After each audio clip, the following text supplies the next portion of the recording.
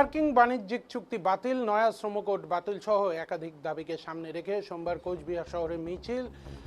সদর মহকুমা শাসকের দপ্তরের সামনে বিক্ষোভ অবস্থানে সামিল হলো বামপন্থী শ্রমিক কৃষক ক্ষেত মজদুর গোষ্ঠী সংগঠন সমূহ।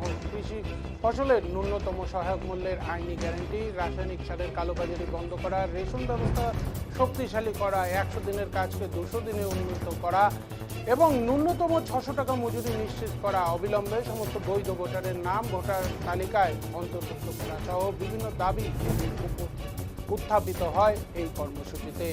এর পাশাপাশি রাজ্য সরকার ও জাতীয় সড়কে টোটো চলাচলে নিষেধাজ্ঞা এবং প্রশাসনের উচ্ছেদ অভিযানের বিরুদ্ধে এদিন সোচ্চার হয় এই সংগঠন সমূহ।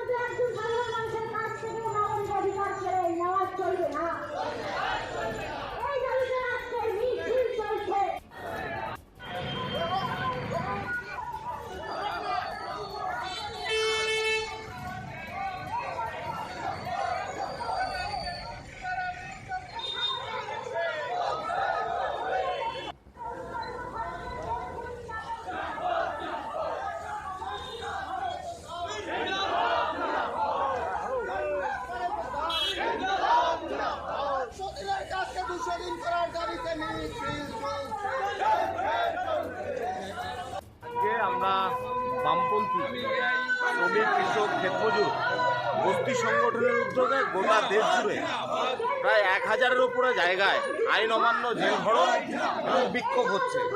তারই অংশ হিসাবে আমাদের কুচবিহার জেলার 5টি মহকুমায় এই বিক্ষোভ মিছিল হচ্ছে, অবস্থান হচ্ছে।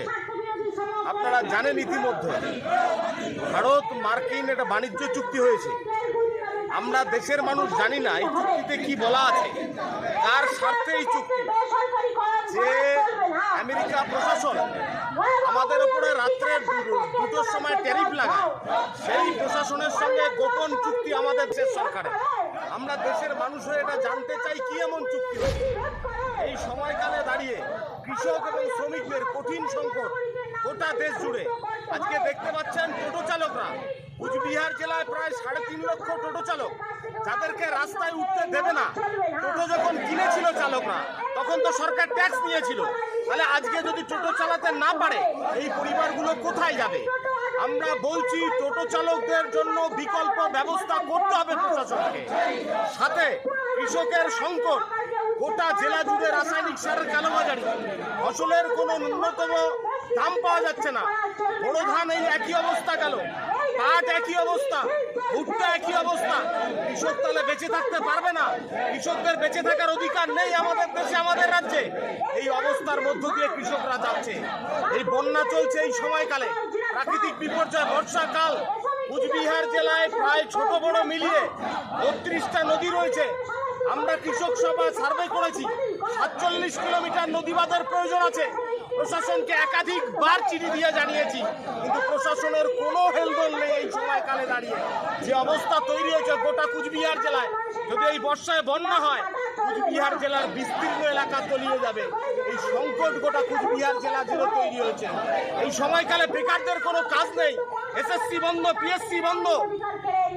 মহিলারা যে সামান্য অর্থটুকু পেত, সেই অন্নপূর্ণা ভান্ডার নিয়েও তালবাহানা চলছে। কাকে দেবে, কত দেবে?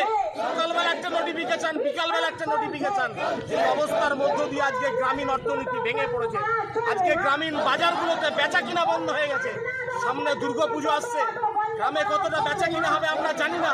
কঠিন সংকটের মধ্যে তারই প্রতিবাদে নরেন্দ্র মোদী সরকার, কেন্দ্রীয় সরকার এবং রাজ্য সরকারকে আমরা আলে এলান বলতে চাই, এই পরিস্থিতি থেকে মানুষকে পরিত্রাণ দিতে হবে। শুধুমাত্র ধর্মের রাজনীতি করে মানুষকে ব্যতিব্যস্ত করলে মানুষ দীর্ঘদিন মুখ বন্ধ করে থাকবে না। এই দাবিতেই আজকে আমরা এখানে এসেছিলাম।